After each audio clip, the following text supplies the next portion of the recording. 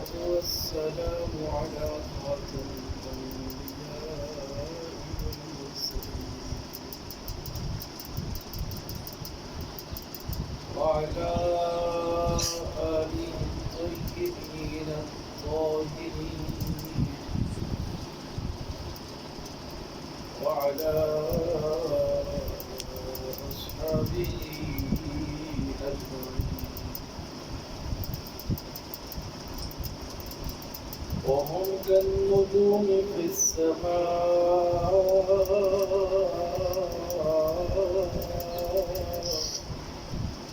خصوصا على الخلفاء الراشدين المهديين.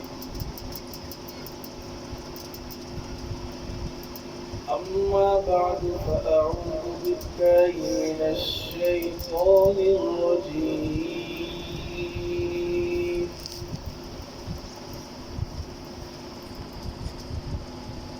بسم الله الرحمن الرحيم.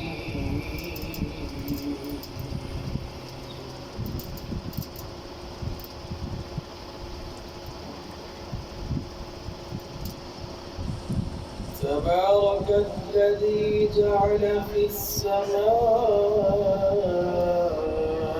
بروجا وجعل فيها سراجا وقمرا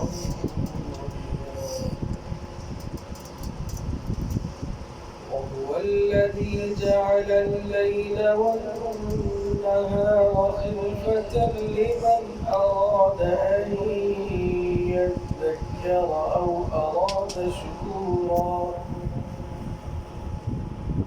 وعباد الرحمن الذين يمشون على الأرض هونا وإذا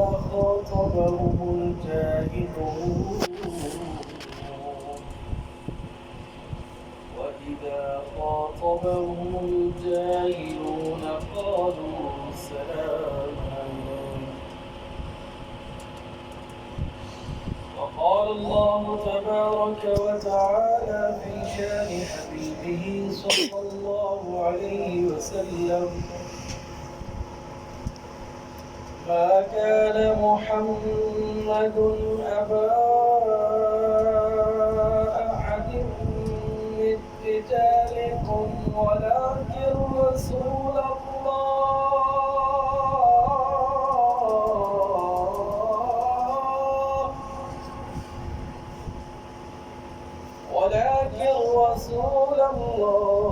وخاتم النبيين وكان الله بكل شيء عليما. وقال الله تبارك وتعالى: إنا نحن نزلنا الذكر وإنا له لحافظون. صدق الله العظيم وبلغنا رسوله النبي الكريم ونحن على ذلك لمن الشاهدين والشاكرين والحمد لله رب العالمين. رب اشرح لي صدري ويسر لي أمري واحلل عقدة من لساني يفقهوا قولي. رب زدني علما رب زدني علما رب زدني علما. سارے حضرات ذوق شوق محبت عقیدت سے نماز والا درود شریف پڑھنے کا آواز بلند. اللهم صل على محمد وعلى آل محمد كما صليت على إبراهيم وعلى آل إبراهيم إنك حميد مجيد. اللهم بارك على محمد وعلى آل محمد كما باركت على إبراهيم وعلى آل إبراهيم إنك حميد مجيد. اللهم صل على سيدنا ومولانا محمد وبارك وسلم وصل عليه. جزا الله عنا سيدنا ومولانا محمدا صلى الله عليه وسلم ما هو أهله. صلى الله على النبي الأمي الكريم.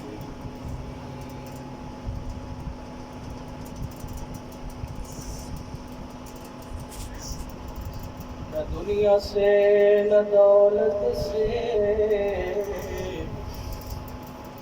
نہ گھر آباد کرنے سے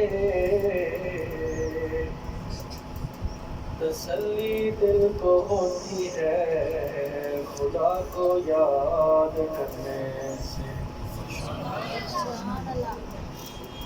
اگر جنت میں جانے کا ارادہ ہو تمامی کا گلے میں ڈال دو تحفے محمد کی غلامی کا.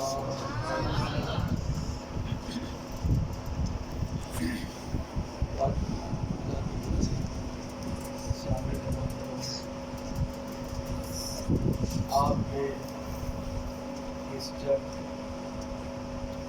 142 میں دوسری مرتبہ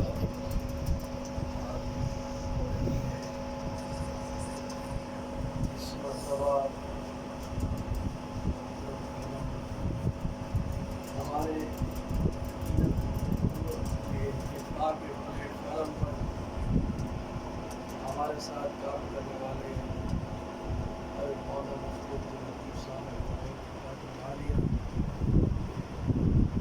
جن کا حکم ہوا اور آج آپ کے سامنے گفتگو کرنے کا موقع ملا ہے.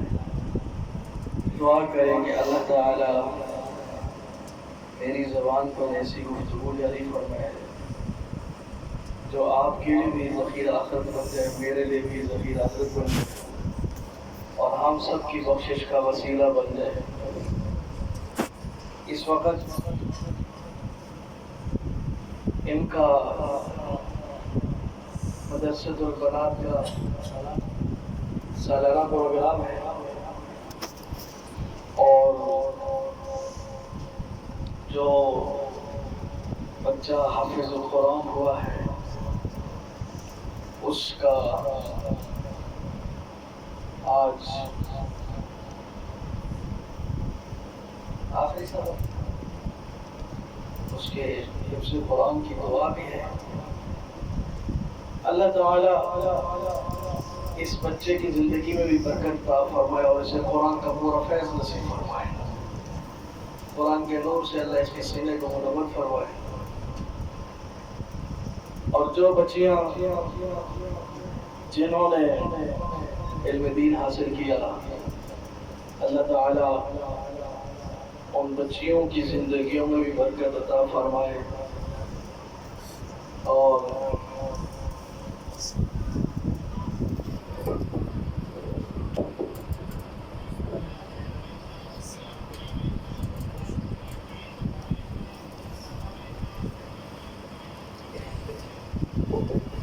علم کے نور سے اللہ تعالیٰ ان کو بھی مالا مال فرمائے. اس پرفتن دور کے اندر بالخصوص ہماری جو بچیاں ہیں ان کے لیے علم دین کا سلسلہ میسر کرنا یہ بہت بڑی کامیابی ہے اور بہت بڑا انعام ہے. آپ کے اس جامع مسجد کے امام و خطیب جو یہ نظام چلا رہے ہیں, اہل علاقہ پر ان کا یہ بہت بڑا احسان سمجھے. وہ ایک الگ بات ہے کہ ہم مولویوں کی خدمات کو کوئی داد نہیں دیتے ہیں. یہاں کوئی داڑھی منڈا ہوتا, کوئی دنیا دار ہوتا, وہ چھوٹا سا بھی کوئی کام کرتا تو دنیا آش آش کرتی ہے. اور یہ اتنا بڑا کارنامہ ہے کہ ایک بچی جب دین کا علم سیکھتی ہے اس کے سیکھنے سے صرف بظاہر تو ایک لڑکی ہے، ایک بچی ہے، لیکن اس کے پیچھے کئی نسلیں آباد ہو جاتی ہیں۔ یہ ایک احسان نہیں بلکہ احسان در احسان ہے، اور یہ بڑی خدمت ہے۔ ہمارا معاشرہ جس طرف جا رہا ہے اور اس ماحول کی آلودگی سے جس طرح ہمارا سسٹم خراب ہو رہا ہے، آئے روز آپ یہ آواز سنتے ہو، میرا جسم میری مرضی۔ یہ آواز لگانے والے کون ہیں؟ یہ آواز کہاں سے آئی؟ کس نے ان کو اس بات پر ابھارا ہے کہ ایک عورت جسے سرتپا حیا کا لقب دیا گیا، یہ سراپا حیا ہے، اس نے اس حیا کو اتار دیا، چوکوں پر چوراہوں پر کھڑے ہو کے اپنے جسم کی نمائش کرواتی ہیں اور برملا آواز لگاتی ہیں، میرا جسم میری مرضی۔ کیا مقصد ہے اس سے؟ کیا کہنا چاہتی ہیں؟ کیا بتانا چاہتی ہیں؟ کہ میرا جسم میری مرضی۔ بھئی تیرا جسم ہے، تیری مرضی، تو پانی اٹھا کے پی یا نہ پی، تجھے کسی نے روکا ہے؟ ہاں؟ تیرا جسم ہے، تیری مرضی، تو چاول کھا، تو گوشت کھا، تو سبزی کھا، کسی نے منع کیا؟ تیرا جسم ہے، تیری مرضی۔ یہ باہر آ کے بتانے کا کیا مقصد ہے کہ تیرا جسم ہے، تیری مرضی؟ تیرا جسم تیری مرضی، تو بیمار ہو گئی ہے تو جس ڈاکٹر سے جا کے علاج کروانا، تیرا جسم ہے، تو نے جا کے چیک کروانا، تیری مرضی، کسی نے روکا ہے؟ ہاں؟ یہ باہر آ کے آواز لگانے کا کیا مقصد ہے؟ تیرے گھر کے اندر سارے کام اپنی مرضی سے کرتی ہے، بلکہ جو خاوند کے مرضی کے کام ہوتے ہیں وہ بھی اپنی مرضی میں ڈالوا دیتی ہے، وہ بھی اپنی مرضی کے مطابق کرا لیتی ہے۔ سارا کام تو تیری مرضی کے مطابق چل رہا ہے، چوک پہ آ کے بتانے کا کیا مقصد ہے؟ سڑک کے اوپر کھڑوں کے نعرہ لگانے کا کیا مطلب ہے؟ میری بات سمجھ آ رہی ہے آپ کو؟ چوک پہ آ کر بتانے کا یہ مقصد مطلب نہیں ہے کہ میرا جسم میری مرضی، میں 2 روٹیاں کھاؤں، 1 روٹی کھاؤں۔ اس آواز کے پیچھے کفر چھپا ہوا ہے، اس نعرے کے پیچھے الحاد چھپا ہوا ہے، اس آواز کے پیچھے زندگیت چھپی ہوئی ہے، اس آواز کے پیچھے دین سے بیزاری چھپی ہوئی ہے۔ میرا جسم میری مرضی کا مطلب یہ ہے کہ جو انسان پر شریعت نے، اسلام نے پابندیاں لگائی ہیں وہ مجھے قبول نہیں ہے۔ میرا جسم میری مرضی، میں نماز پڑھوں یا نہ پڑھوں، میں روزہ رکھوں یا نہ رکھوں، میرا جسم میری مرضی، میں پردہ کروں یا نہ کروں، میرا جسم میری مرضی، میں نکاح کروں یا نہ کروں، میرا جسم میری مرضی۔ یہ چوک پہ آ کر بتانے کا یہ مقصد ہے کہ اسلام نے جو پابندیاں لگائی ہیں وہ مجھے قبول نہیں ہے۔ ورنہ گھر میں تو ساری عورت کی مرضی نہیں چلتی، یار آپس میں بیٹھے سارے کام عورتیں اپنی مرضی کی نہیں کروا لیتی، منوا نہیں لیتی، بڑے بڑے کام منوا لیتی ہیں مردوں سے، اپنی مرضی تو اس کی پہلے چل رہی ہے، 4 دیواری کے اندر تو اس کی حکومت چل رہی ہے۔ باہر آ کے بتانے کا مطلب کیا ہے کہ اسلام کی جو پابندیاں ہیں وہ ختم ہو جائے، مجھے آزاد کر دیا جائے، چاہے میں نکاح کروں یا نہ کروں، میں عبادت اللہ کے احکام مانوں یا نہ مانوں، میرے جسم کے اوپر جو روزہ نافذ کیا گیا ہے، یہ میرا جسم ہے، میں روزہ رکھوں یا نہ رکھوں، میرے جسم پہ احرام کی جو پابندیاں لگائی گئی ہیں، میرا جسم ہے، میں احرام کی پابندیاں پوری کروں یا نہ کروں، میرا جسم ہے، میں سجدے کروں یا نہ کروں، میرا جسم ہے، میں پردہ کروں یا نہ کروں۔ ان پابندیوں سے آزادی چاہتی ہے۔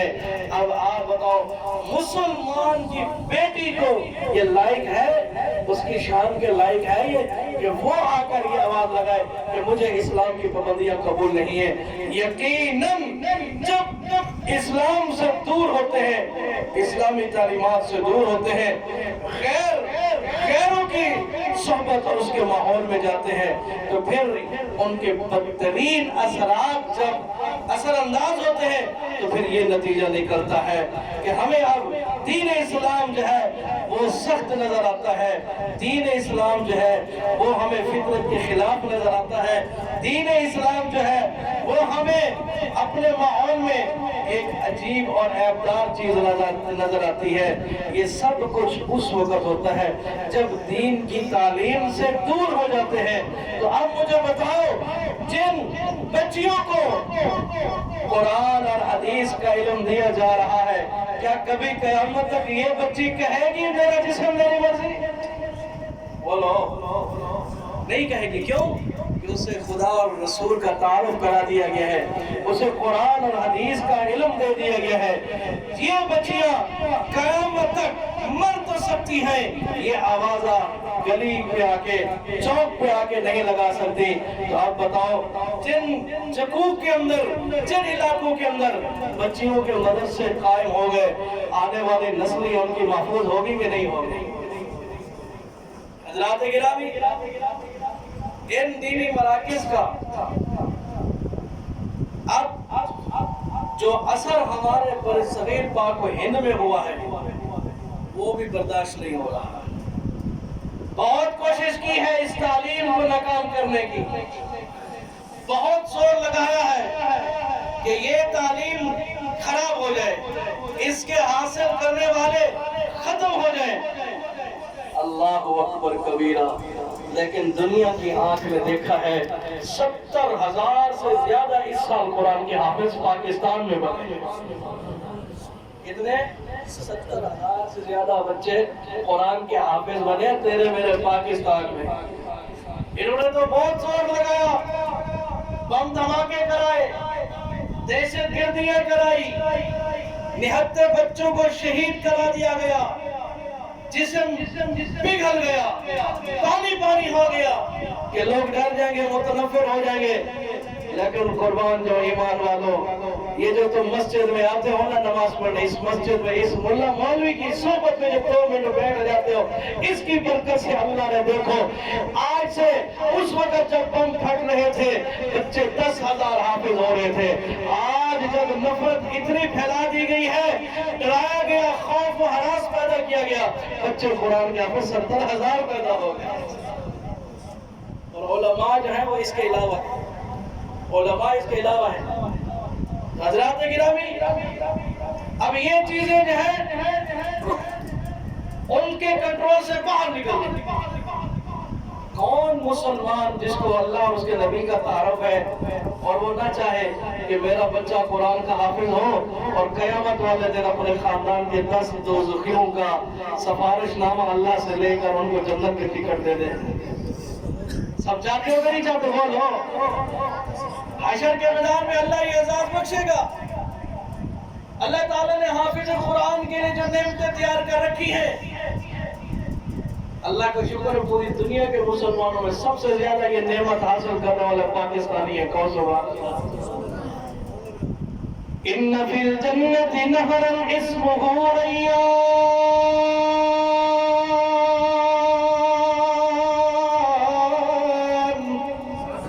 اونچی آواز سے کہو، اونچی آواز سے۔ آپ نے ان کو سبحان اللہ نہیں سکھائی گا، ایسا تصویر دیں گے سبحان اللہ کہو بھائی، اونچی آواز سے کہو سبحان اللہ۔ ان فی الجنت نہرا اسمہ ریان، علیہ مدینۃ من مرجان،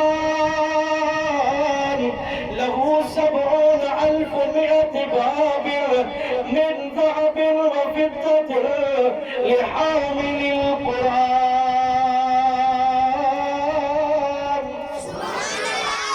کملی والے نبی نے، سنے نبی نے، مدینے والے نبی نے، سچے نبی نے فرمایا، آمنہ کے لال نے، عبداللہ کے لخت جگر نے، واللیل کی زلف والے نبی نے فرمایا، ان فی الجنت نہر، جنت کے اندر ایک نہر ہے، سامعین محترم، اسمہ ریان، نہر کا نام ریان ہے۔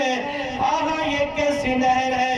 اس نہر کی جغرافیائی صورت پاک پیغمبر صلی اللہ علیہ وسلم بیان فرما رہے، ان فی الجنت نہر، جنت کے اندر ایک نہر ہے، اسمہ ریان، اس کا نام ریان ہے، علیہ مدینۃ من مرجان، اس نہر کے اوپر اللہ نے ایک شہر آباد کر رکھا ہے۔ اللہ نے اس نہر کو خوبصورت شہر سے سجا رکھا ہے، اور وہ شہر کس چیز کا ہے؟ علیہ مدینۃ من مرجان، اور مرجان کے موتیوں سے اللہ نے وہ شہر بنایا ہے۔ ہیرے لال جواہرات سے وہ شہر بنا ہوا ہے۔ باہر ملک جب جاتے ہو نا تو وہاں پر آپ دیکھتے ہو کہ بلڈنگیں بنی ہوئی شیشہ ہی شیشہ ہے، اور اس کے اندر عجیب و غریب کے کلر والے پتھر اور موتی لگے ہوئے ہیں۔ بندہ کہتا ہے یار کیا کاریگری ہے، کیا کمال ہے، کس کی ہوگی؟ پھر دل میں یہ بھی خیال آتا ہوگا جس کے پاس مال بٹی ہے، رقبہ ہے، زمینیں ہیں، پیسہ ہے، تو وہ کہتا ہوگا یار آپ کو یہ کس طرح کی بلڈنگ بناؤ گے؟ دل میں خیال آتا ہے نا۔ جس کے پاس پیسہ نہ وہ بھی خیال کر لیتا ہے کہ میرے پاس مال بٹی آ گئی تو میں بھی اس طرح کی بلڈنگ بنا دوں گا، اور دنیا کی کاریگری کو دیکھ کر منہ میں پانی آ جاتا ہے۔ اللہ فرماتا ہے ہم نے بھی کاریگری کی ہے۔ اللہ پاک نے نہر کے اوپر شہر سجایا۔ لاہور میں جاؤ، اسلام آباد میں جاؤ، دور نہ جاؤ، ہمارے صادق آباد میں آ جاؤ، دو چھوٹی چھوٹی نہریں صادق آباد کے اندر ہیں۔ نہر کے اوپر اعلیٰ قسم کی کوٹھیاں بنی ہوئی ہیں، بنگلے بنے ہوئے ہیں۔ وہاں پر جو رقبہ اتنا مہنگا ہے، پورے شہر میں ایک مرلے کی قیمت الگ ہے۔ نہر کے اوپر جو زمین پڑی ہے وہاں مرلے کی قیمت الگ ہے۔ نہر کے اوپر پتہ کرو تو کہتے ہیں 20 لاکھ کا ایک مرلہ ہے، شہر میں پتہ کر لو تو 2 لاکھ 3 لاکھ کا مرلہ ہے۔ قیمت کیوں بڑھ گئی ہے؟ کہتے ہیں جی نہر کنارہ ہے، اس لیے کہ یہاں پانی زمین سے میٹھا نکلتا ہے، شہر میں پانی میٹھا نہیں۔ اس نہر پر گھر بنے، زمین سے پانی میٹھا نکلا، قیمت بڑھ گئی، اور یہ تو دنیا کا پانی اچھا نکلا، زمین کی قیمت لاکھوں میں پہنچ گئی ہے۔ اور اللہ پاک نے جو نہر بنائی ہے، اللہ پاک نے اس نہر پہ جو شہر بنایا ہے، جس شہر کا نام مرجان ہے، جس نہر کا نام ریان ہے، نہر ریان ہے، شہر مرجان ہے۔ مرجان ایک اعلیٰ قسم کا پتھر ہے، ایک اعلیٰ قسم کا لال ہے۔ سامعین محترم، پچھلے دنوں میں نے مرجان پتھر ایک پتھر والے سے کہا، سال کے بعد میرے پاس آیا، چھوٹا سا مرجان کا پتھر لایا، میں نے کہا یہ کتنے کا ہے؟ اس سے بھی چھوٹا ہے، کہتا ہے 20,000 روپے کا ہے۔ اور دنیا کا مرجان اتنا سا 20,000 کا ہے، اور اللہ نے پورا شہر مرجان کا بنایا ہے۔ ہاں بھائی، یہ بھی مرجان ہے، اس کو کہتے ہیں سرخ مرجان، اور وہ سفید مرجان ہے، سفید مونگا، اس کی قیمت اتنی ہے کہ اس سے بھی چھوٹا ہے، 20,000 روپے۔ ہاں بھائی، اب وہ جو شہر بنا ہے وہ پتہ ہے کتنا بڑا ہے؟ آپ کی مسجد جتنا تو ہوگا؟ ہاں نہیں نہیں، لہو 70,000 باب، شہر کتنا بڑا ہے؟ فرمایا اللہ نے اس شہر کے دروازے بنائے ہیں، اور وہ دروازے کتنے ہیں؟ 10-20 دروازے نہیں، 100-200 دروازے نہیں، 1000-2000 نہیں، کتنے دروازے ہیں؟ 70,000 اس کے دروازے ہیں۔ من ذهب وفضة، کوئی دروازہ سونے کا ہے، کوئی چاندی کا ہے۔ اب من ذهب وفضة کی تشریح میں مختلف اقوال ہیں۔ ایک تو یہ ہے کہ ایک دروازہ سونے کا، ایک چاندی کا، کہو نا سبحان اللہ۔ اس مسجد کے کتنے دروازے ہیں؟ 2 دروازے ہیں۔ ایک دروازہ سونے کا ایک چاندی کا، اور اس میں یہ بھی قول ہے، اب یہ دروازہ تو ایک ہے لیکن اس کے پارٹ دو ہیں، پھالے کتنے ہیں؟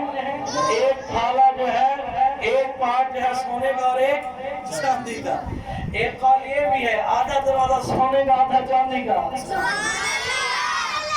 جس طرح بھی ہوئے آدھا سونے کا ہوئے آدھا چاندی کا، ایک سونے کا ایک چاندی کا، سانو کیڑا قیمت مل رہے سانو تے بہت ہی لگ رہا ہے سارے واسطے میں نے ذهب وفضة، سونے اور چاندی کے دروازے، آپ ان دروازوں کو نہ دیکھو، شہروں کے دروازوں کا رنگ اور ہوتا ہے، شہروں کے جو دروازے ہوتے ہیں ان کی صورت اور ہوتی ہے۔ آپ کو میں لے جاتا ہوں ایک شہر کے اندر، ہمارے اسی جنوبی پنجاب کا بہت بڑا شہر ہے، اس شہر کا نام ہے ملتان شریف۔ ملتان شریف جب پہلی صورت میں تھا، اس کے دروازے ہوا کرتے تھے، یہ بہڑ گیٹ ہے، یہ ہاتھی گیٹ ہے، یہ خونی برج ہے۔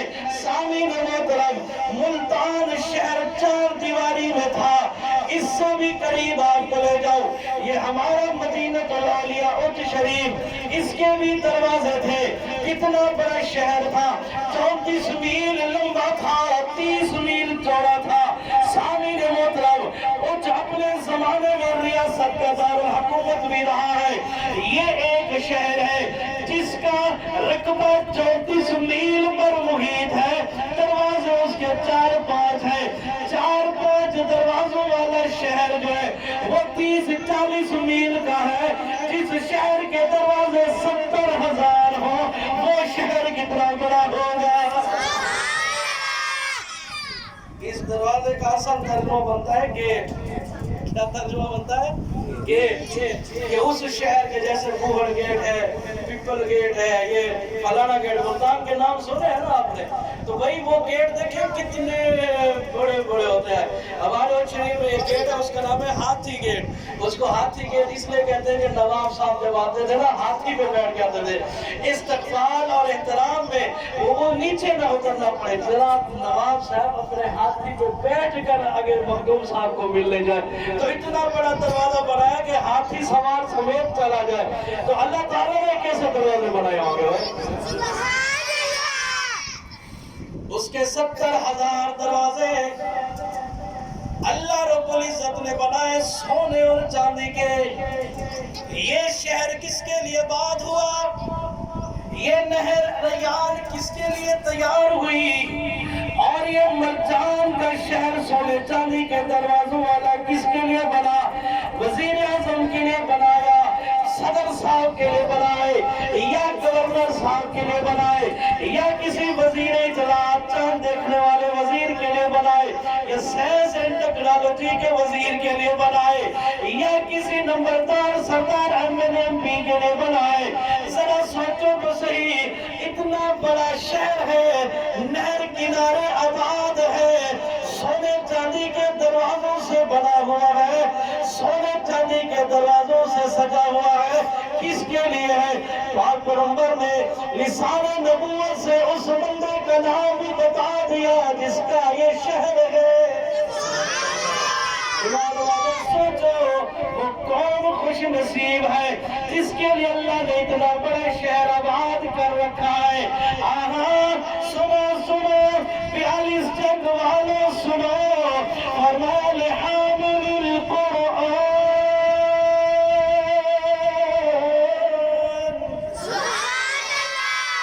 اللہ پاک نے یہ شہر آباد کیا کس کے لیے؟ کسی نواب کے لیے، گورنر، سردار، بادشاہ، وزیر کے لیے نہیں، بلکہ اللہ نے یہ شہر آباد کیا ہے تیرے میرے ننھے منھے چھوٹے بچے کے لیے، جس نے کم عمری میں آ کر مسجد میں مدرسے میں زانوئے تلمذ بچھایا، استاد کے سامنے بیٹھا، استاد کبھی غصہ کرتا ہے، کبھی نرمی کرتا ہے، کبھی تھپڑ بھی مار دیتا ہے، کبھی سوٹی ڈنڈا بھی مار دیتا ہے، یہ بچہ مار برداشت کر رہا ہے، تکلیفیں برداشت کر رہا ہے، یہ اس مصیبت کے مراحل سے نکل رہا ہے، جسم اس کا کمزور ہو گیا ہے، قرآن حفظ کر رہا ہے۔ میرے اللہ تعالیٰ نے کیا انعام عطا فرمایا؟ استاد کی مار برداشت کر کے قرآن تو سینے میں جمع کر لے، میرے پاس آ، مرجان کے شہر تیرے لیے گئے، یہ ریان کی نہر تیرے لیے۔ یہ نہر ریان کس کے لیے؟ حافظ قرآن، اب آپ بولو حافظ قرآن کے لیے۔ یہ نہر ریان کس کے لیے؟ یہ شہر مرجان کس کے لیے؟ یہ سونے چاندی کا اتنا بڑا علاقہ کس کے لیے؟ کتنا بڑا اللہ کا احسان ہے۔ آپ صاحب کہہ گا اللہ سیاح، مجھے تو تو نے نہر ریان کا مالک بھی بنا دیا، مجھے تو نے شہر مرجان کا مالک بھی بنا دیا۔ اللہ میری اماں نے صبح تیار کر کے بھیج دی تھی، ماں کا نام آیا سبحان اللہ ہی ختم ہو گئی۔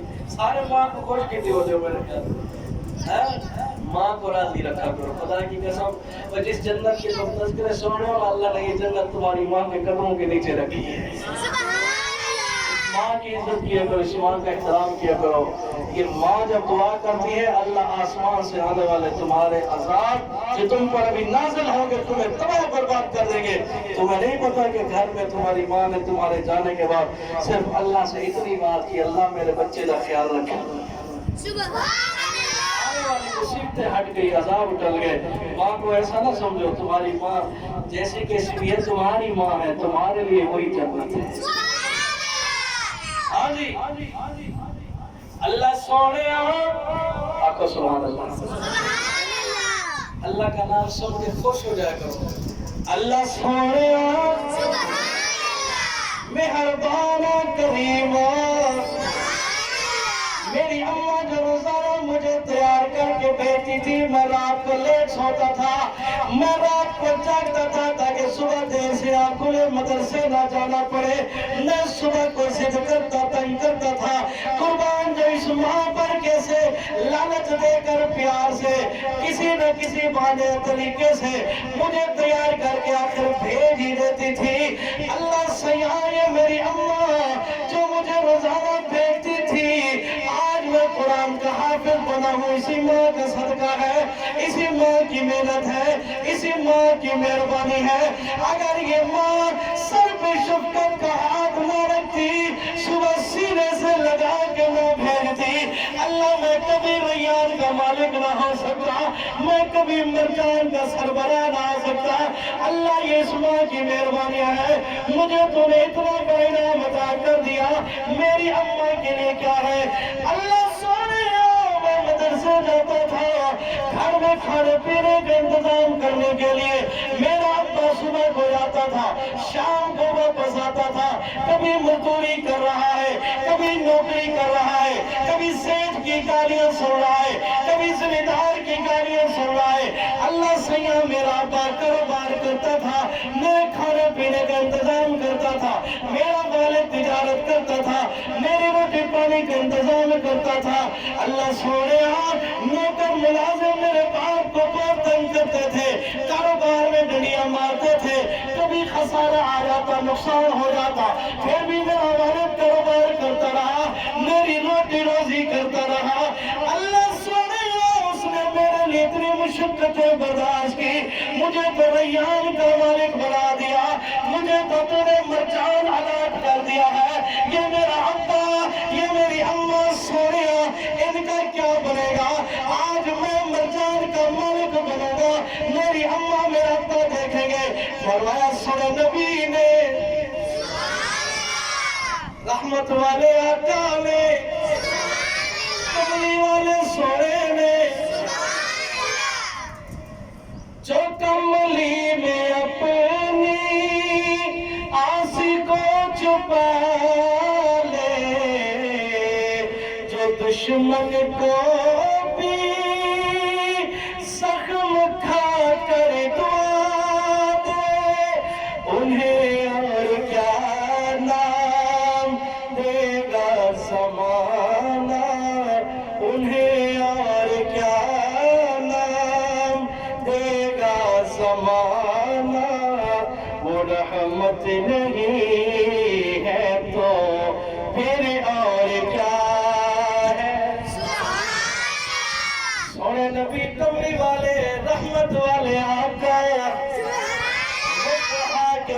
والے آقا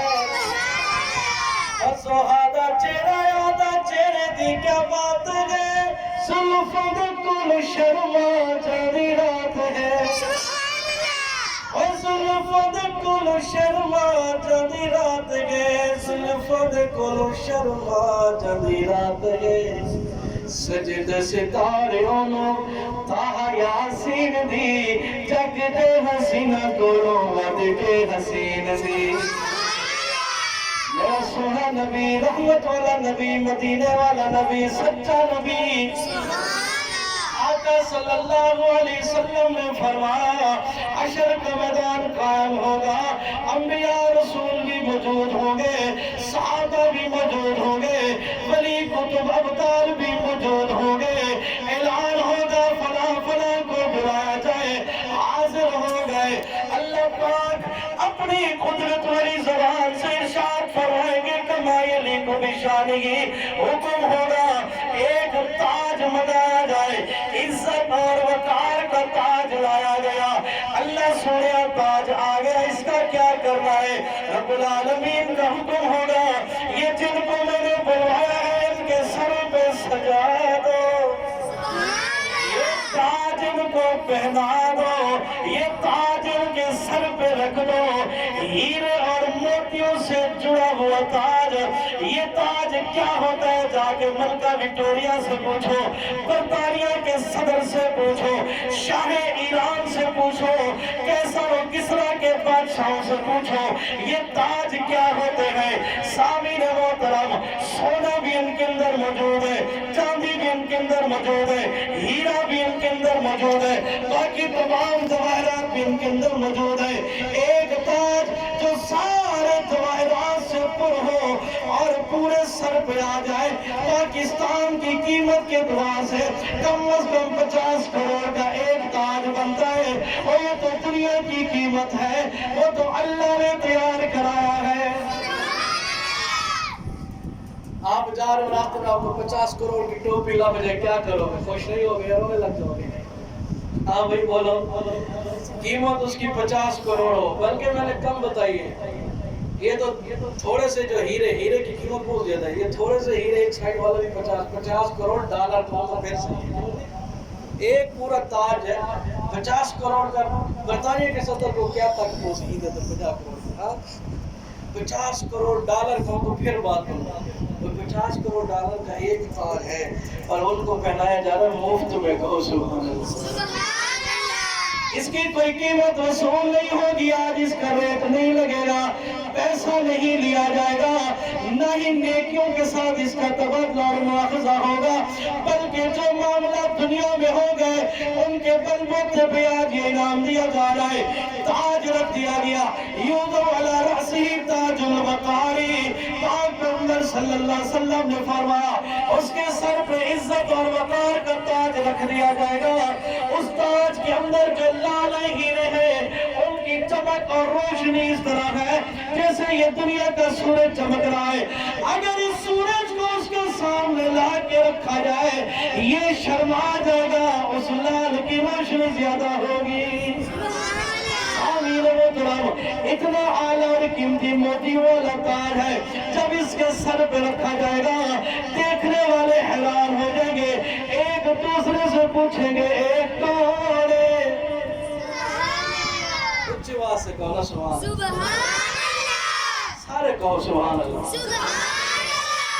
یوضع علی رأسہ تاج الوقار جب یہ عزت اور عظمت کا تاج اس کے سر پہ سجایا جائے گا لوگ ایک دوسرے سے پوچھیں گے ایک کون ہے یہ اس طرح والے بھی کہیں گے یار ایک کون ہے یہاں تک کہ ولی بھی آپس میں ایک دوسرے سے کہیں گے یار ایک کون ہے کتب بھی ایک دوسرے سے پوچھ رہے ہوں گے ایک کون ہے یہاں تک کہ صحابہ بھی پوچھیں گے یار ایک کون ہے لوگ تو خود ہی آپس میں بات کر رہے ہوں گے یار لگتا ہے کوئی نبی ہوگا یا کوئی رسول ہوگا یہ آپس میں باتیں کر رہے ہوں گے اتنے میں ان کی شخصیت کا اعلان ہوگا او حشر کے میدان والوں سنو سنو سنو نہ یہ ابدال ہے، نہ یہ صحابہ ہے، نہ یہ نبی ہے، نہ رسول ہے، اللہ جی ایک کون ہے؟ اللہ سیاں ایک کون ہے؟ اللہ سیاں اتنی شان عطا کر دی ایک کون ہے؟ جواب ملے گا یہ کون ہے آپ بتائیں؟ سامعین محترم سب متوجہ ہو گئے، بتایا جائے گا یہ وہ انسان ہے جس کو اللہ نے بیٹا دنیا میں عطا کیا تھا، اس نے اپنے بیٹے کے سینے کو قرآن سے بھر دیا تھا، یہ حافظ قرآن کا ابا جان ہے۔ حافظ قرآن کو اللہ نے یہ اعزاز بخشا اور اس کے والدین کو اللہ نے یہ اعزاز بخشا، کہو سبحان اللہ۔ تو کیا خیال ہے اپنے بچوں کو قرآن حافظ بنائیں گے؟ سارے بناؤ گے نا؟ یا کوئی مدرسوں سے نکلوا لو گے؟ حالات بڑے خراب ہیں ابھی جو ماحول اور ہوا چل پڑی ہے نا، پہلے سارے ان کے پروپیگنڈے اور سازشیں ناکام ہو گئے، ان کے کنٹرول سے باہر نکلا۔ ابھی جو کیا بولو اس کو لفظوں میں، سخت لفظ نہ کہہ دوں، نرم لفظ تلاش کروں۔ اب جس طرح یہ دھچکا دینے لگے، یہ بہت نرم لفظ ہے، اب یہ جو مدارس کو دھچکا دینے لگے ہیں نا، اس کا طریقہ کار یہ ہے کہ پاکستان کے تمام مدارس حکومت کی تحویل میں آ جائیں اور حکومت ان کی مالک بن جائے اور گورنمنٹ جو ہے وہ خود چلائے۔ بتاؤ جن کے پاس سکول کے ٹیچروں کو دینے کے لیے تنخواہ پوری نہیں ہوتی، وہ مدرسے کیسے چلائیں گے؟ یہ تو مولوی صاحب ہیں جو آپ کے سامنے آتے ہیں، یار تھوڑی سی زکوٰۃ دے دو، صدقہ دے دو، خیرات دے دو، اور آپ بھی رضاکارانہ طور پر کہتے ہو مولوی جی یہ لے جا، ہمارے لیے بھی دعا کرنا، ہمارے مرحوم ماں باپ کے لیے بھی دعا کرتے ہیں۔ یہ رضاکارانہ خدمات حکومتیں نہیں کر سکتی، یہ فقیر درویش کرتے ہیں، کہو سبحان اللہ۔ بات تو اللہ اس شر سے محفوظ فرمائے۔ یہ بظاہر تو بات صحیح لگتی ہے، وہی حکومت کی تحویل میں جو حکومت وہ چلائے گی، لیکن تجربے سے یہ بات ثابت ہو گئی ہے جب تک مسلمان عادل حاکم نہ ہو ادارے وہ سارے نہیں چلا سکتا، اس سے اپنی حکومت چلانا مشکل ہوتا ہے۔ اس کے لیے تو عادل ہو فاروق اعظم جیسا، اس کے لیے تو حاکم ہو فاروق اعظم جیسا۔ یہ کام انہوں نے شروع کیا تھا، حضرت فاروق اعظم رضی اللہ تعالیٰ نے تمام جتنے بھی ائمہ تھے، خطبہ تھے، ان کے وظیفے مقرر کر دیے تھے۔ فاروق اعظم رضی اللہ تعالیٰ عنہ کی سلطنت میں جتنے قرآن کے حافظ تھے سب کے وظیفے مقرر کر دیے۔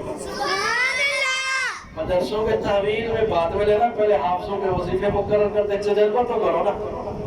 50-50 ہزار ایک حافظ کا رکھو، برگیڈیئر کرنل کے برابر تنخواہ ایک عالم اور مفتی کی رکھو، تجربہ کرو، دیکھو پوری ہوتی ہے۔ اگر اس میں کامیاب ہو جاؤ تو پھر بعد میں اگلا قدم اٹھانا، سارا کچھ پہلے ہی کے لیے ہڑپ نہ کرو نا، بد ہضمی ہو جائے گی۔ اور علماء کرام نے 1857 میں انگریز کے حوالے نہیں کیا تھا، اب کیسے کریں گے؟ انشاءاللہ ان مسجدوں اور مدرسوں کی حفاظت کرنا میرے بھائیوں، اگر آپ لوگوں نے مساجد اور مدارس کی حفاظت کی تو انشاءاللہ اگے نسلوں تک یہ دین چلا جائے گا، ورنہ جیسے محکمہ اوقاف کی مزارات اور مساجد وہ پہلے بھی ماڈل مدرسے بنے تھے، بلڈنگیں تباہ ہو گئی، اور کراچی میں اسلامک سینٹر میں سینما بن گئی ہے، تو پھر اس کا نتیجہ یہی نکلے گا۔ اللہ تعالیٰ اس شر سے بچائے، ہمارے حکمرانوں کو اللہ تعالیٰ اچھی سوچ عطا کر دے، پتہ نہیں کہ ان کے دل میں کیا یہ نیک خیال آ گیا مولویوں کی ہمدردی، ہم یہی سمجھے کہ شاید وہ ہمدردی ہی کر رہے ہیں، ہاں ہمارے ہی حکمرانوں، ہم نے ہی ووٹ دے کر انہوں کو آگے کیا، تو بھئی ہو سکتا ہے ان کے دل میں ہمدردی ہو واقعی، لیکن ہم یہ کہتے ہیں کہ بھئی یہ ہمدردی ابھی نہ کرو، ابھی ہمیں صحیح اس طرح چل رہے ہیں اسے چلانے دو۔ اللہ تعالیٰ دعا کرو ان کی سوچ تبدیل ہو جائے، کہو آمین۔ ایمان والو، قرآن والوں سے جڑ جاؤ، علماء صلحاء کے ساتھ اٹھنا بیٹھنا شروع کرو۔ علماء صلحاء کی صحبت کی یہ برکات ہوتی ہے، جب بھی کوئی فتنہ کھڑا ہوتا ہے، سامعین محترم، جب بھی کوئی مفسد آتا ہے، جب بھی کوئی بگاڑ پیدا کرنے والا آتا ہے، وہ لوگ جو صلحاء کے ساتھ جڑے ہوتے ہیں اللہ ان کے ایمان کی حفاظت فرما دیتا ہے۔ ابھی میں نے سعادتآباد میں ایک کورس کروایا، 5 دن کا کورس، اس کورس کا نام ہے ختم نبوت کورس۔ ختم نبوت جانتے ہو بھائی؟ ویسے ناراض ہونا مسئلہ ہے. یہ ختم نبوت ہے کیا؟ کوئی ایک بندہ بتا دے مجھ میں سے. ختم نبوت ہے کیا؟ کوئی بتا دے. مولویوں کے علاوہ مولوی نہ بتائے، مولوی کو تو پتہ ہے. یہ ختم نبوت کیا ہے؟ کسی کو پتہ ہے؟ یہ دیکھو نا، ہم علماء سے دور رہتے ہیں. ختم نبوت کا مطلب ہے کہ حضرت محمد صلی اللہ علیہ وسلم مدینے والے آقا، سبز گنبد والا سونا نبی، ودعاد مکھڑے والا نبی، واللیل زلفی والا نبی، علم نشرح لک صدرک سینے والا نبی. سارے نبی آدم علیہ السلام تو لے کے عیسیٰ علیہ السلام تک نبوت چلتی رہی ہے. جدو سرور کونین صلی اللہ علیہ وسلم تشریف لے آئے، اب اگر نبوت کا اجرا ختم ہو گیا، اگر نبوت جاری نہیں ہوئی.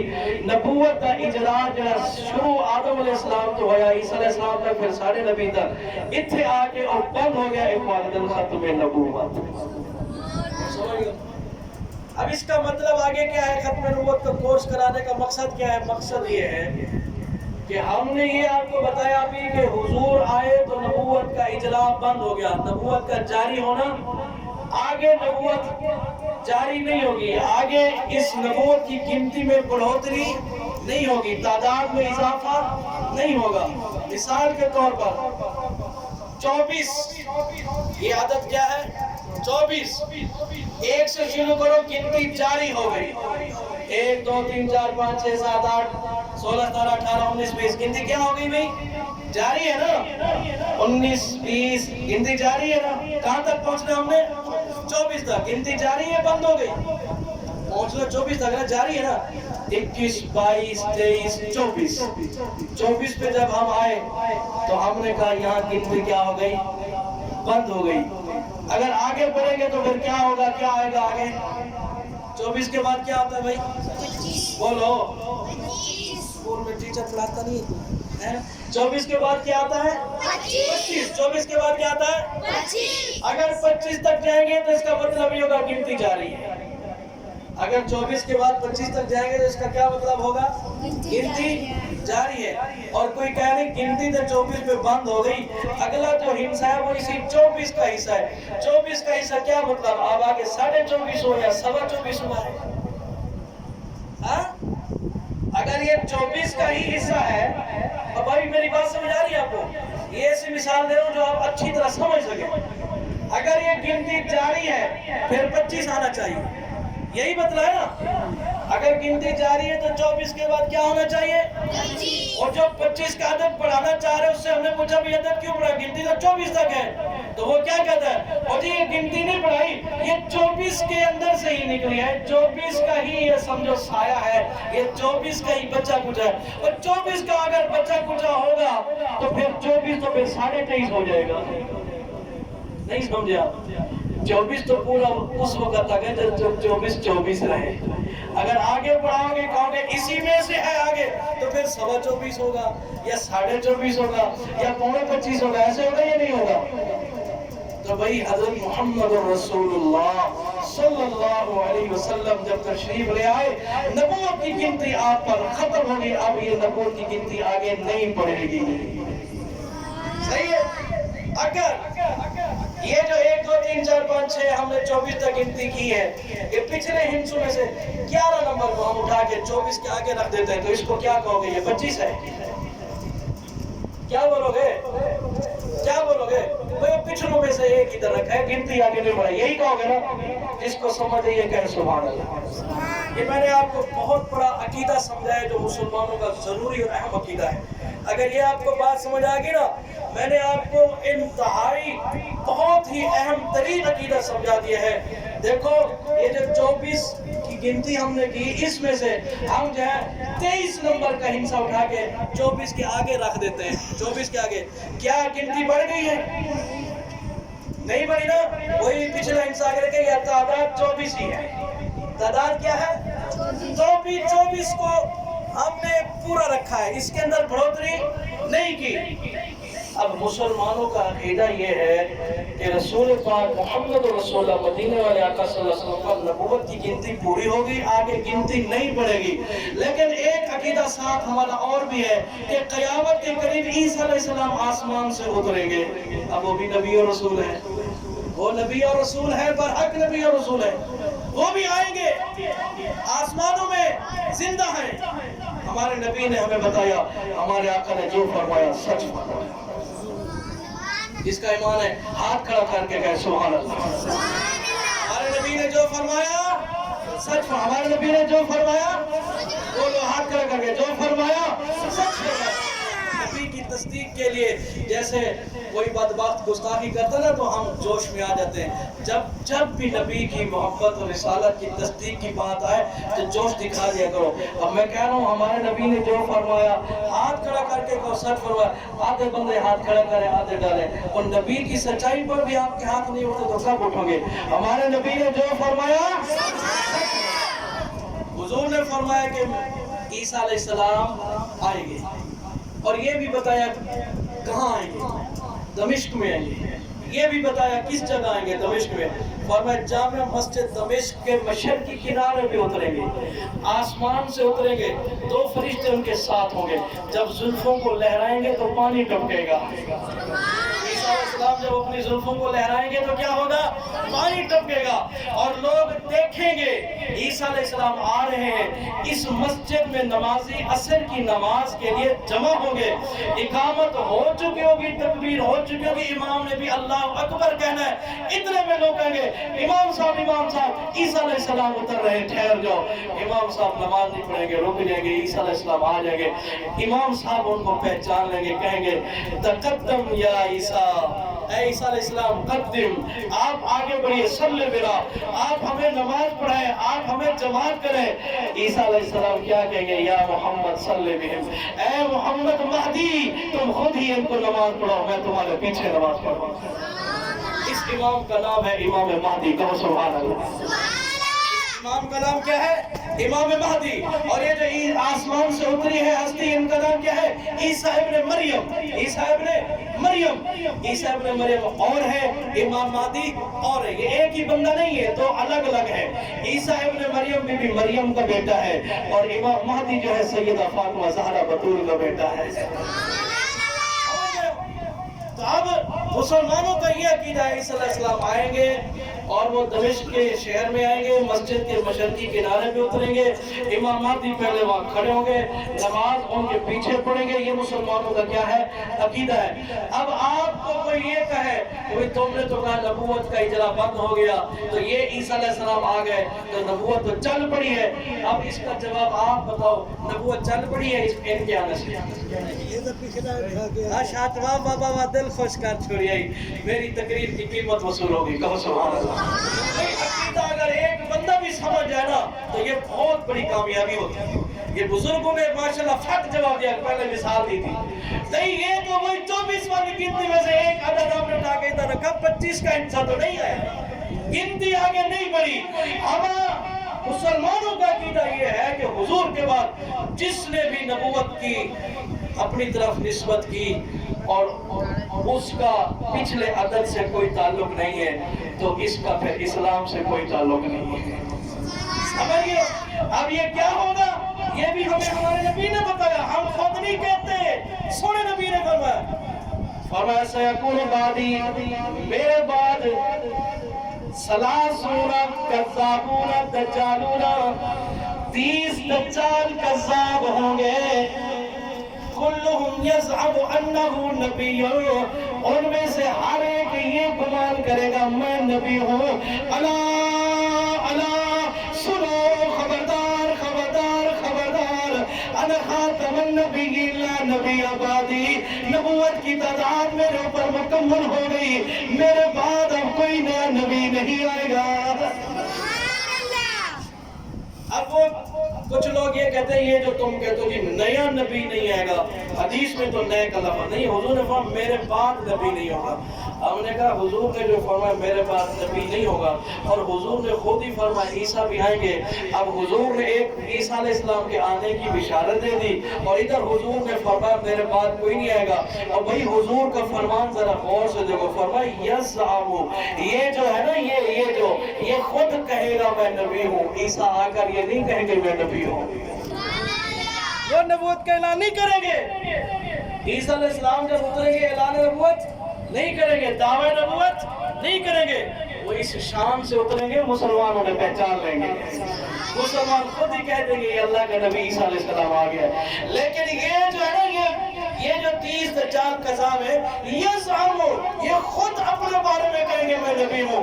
اب اگر حضور کے بعد خود اپنے بارے میں کوئی کہے میں نبی ہوں، وہ کون ہے؟ جھوٹا ہے۔ وہ کون ہے؟ بولو یار، ڈرتے ہو؟